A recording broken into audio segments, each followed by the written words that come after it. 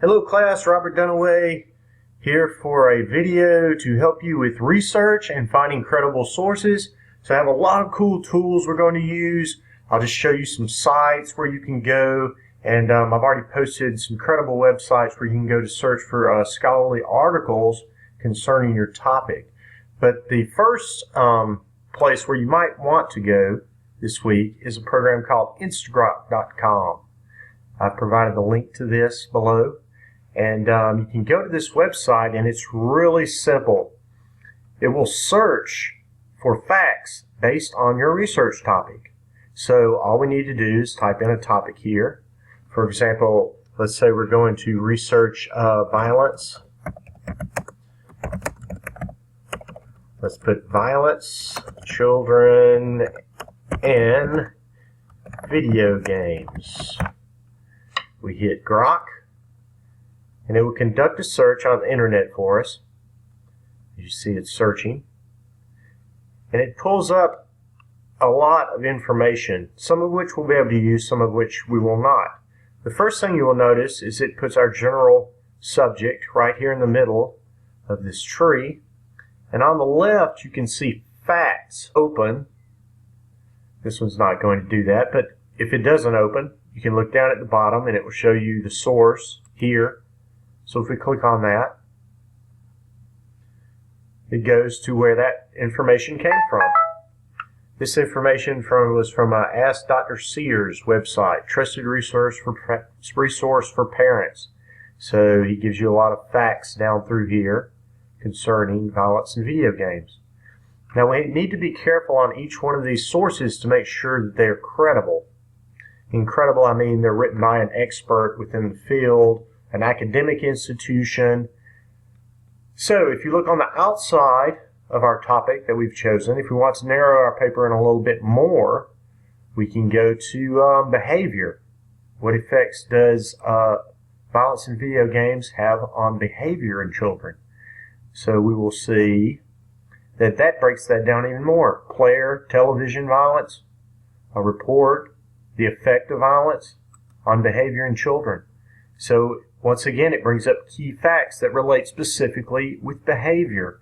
Let's do another topic here. Let's go with human trafficking. If we're going to look into human trafficking and the problem, say, within the world or the United States, it will pull up human trafficking. Once again, here are our key terms. If we click websites here, it brings up several different, humantrafficking.org, another org. So I'll leave this up to you to decide if these are credible sources or not. Click on videos. So here's a video. If we click on it, it will open the video. Let's see what this is about. Stanford University. Okay, Stanford University. That's one indicator that this is probably a credible source. So this would be a lecture series by experts in the field on human trafficking. Figure out what would affect a family to choose to send their 9-year-old away to work. She had that connection. Okay, so we can find videos, which is a great tool, images,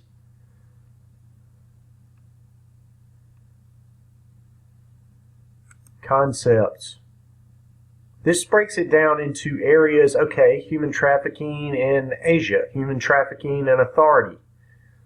So there's lots of different things we can use this for. You also have a neat thing here, a note editor. So if you want to type in an important note, I need to remember this website, then it would save that information for you within your tree. So it's a really neat tool that you can use. You have a journal where you can type notes and save those here for you. Once you become a member, it's absolutely free. And another neat thing, if you want to really understand, or you say you really want to know if you're catching what human trafficking involves, you hit on quizzes, it will bring up questions for you taken from those sources to see if you understand those specific topics. I narrowed that down a bit under the journal and the video that I was just watching, so there are only 3 questions here, but you get the point. Instagrok, a great way to begin research into your topic. Now, as I mentioned before, I posted under the announcement thread a lot of sites that will help you find sources on the internet. Of course, you want to use the library. The library is a credible source where you will find sources that are from journal articles, but there are other ways to find journal articles too.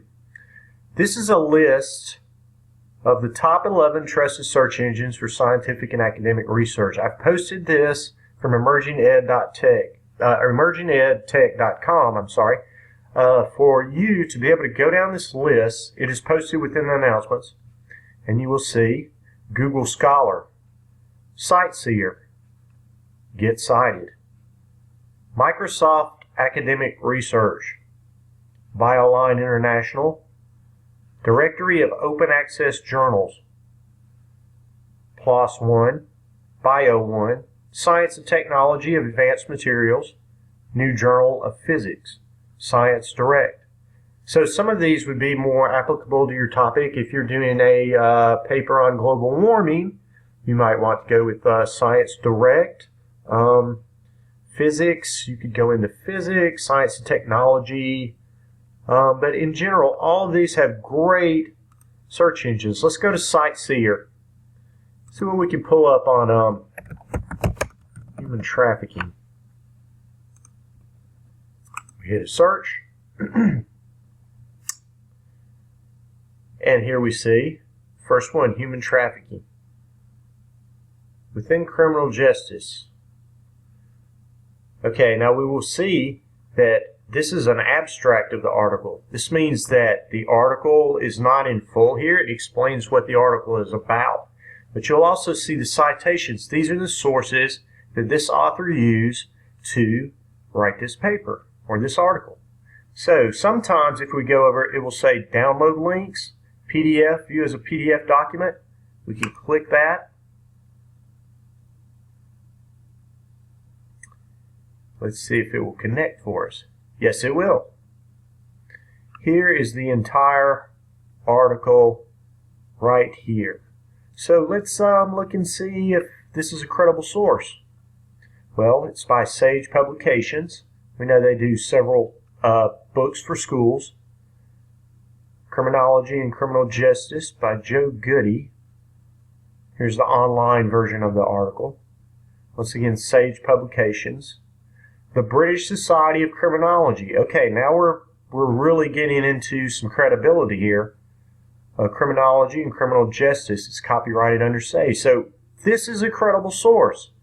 This is a scholarly article written by an expert within the field, published for education. Let me show you an easy way to know if you can use an article or not.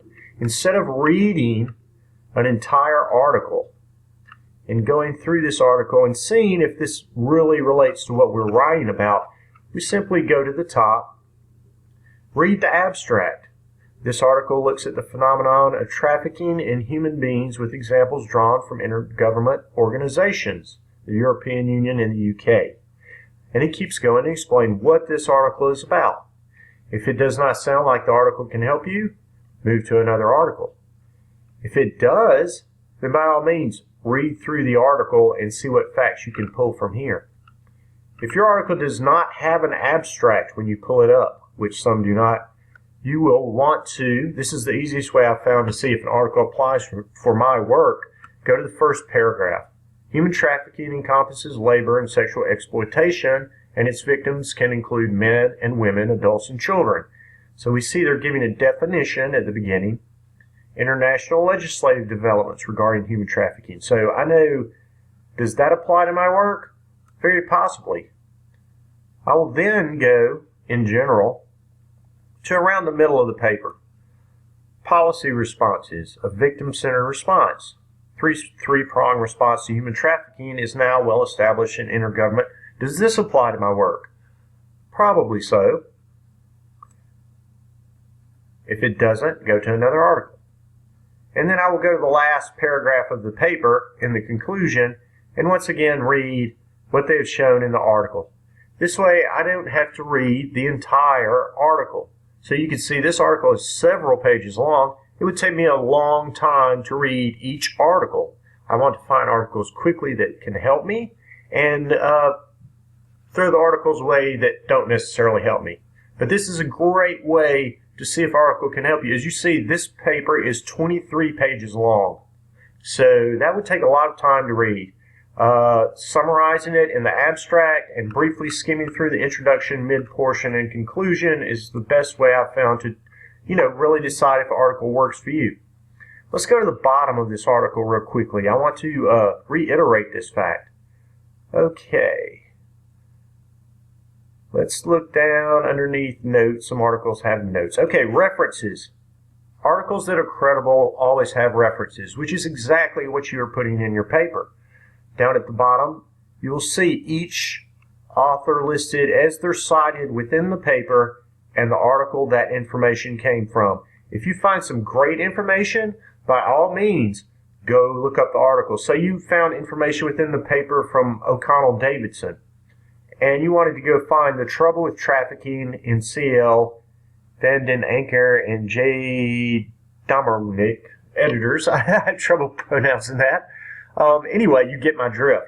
Go find the article if it's available. Alright, so that's a general overview of Instagrok and the top trusted websites. So you can use all of these websites. Microsoft Academic Research. Looks exciting. Let's say we're writing a paper on Nathaniel Hawthorne from English, who wrote The House of Seven Gables. Let's say we're going to write a paper on this. The House of Seven Gables. Let's see what we get. Keep the inmost me behind its veil. Nathaniel Hawthorne's manipulation of boundaries as lessons in craft. All right, if we click on that, let's see if we get the article. This is one thing you will run into. This is the abstract of the article. It tells you the year published. So you may have to go look for the article. You can view the publication on these websites.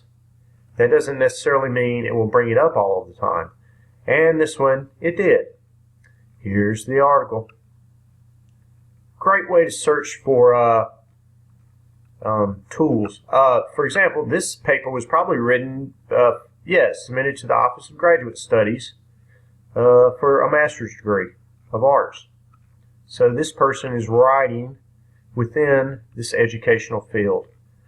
So, it's a great way to find sources. I encourage you to look through all of these top 11 websites, as those could really help you find some great sources for your paper. So if you have any questions about Instagrok, feel free to post those. The websites, which I gave you, the top 10 or 11 trusted websites, which are listed within the article below. I think these will really help you get started searching for your topic if you're kind of stuck right now at this point. It's really a great way to break open your research, narrow your topic down from human trafficking to the victims of human trafficking, or human trafficking in Indonesia, human trafficking in protocol with human trafficking and authority. So it's a great way to break your topic down to something specific, to narrow it in. Just always make sure that the sources are credible. So that's the overview for these exciting programs. They should help you out a lot. Let me know if you have questions. I'm here to help. Rob Dunaway, great to be with you today.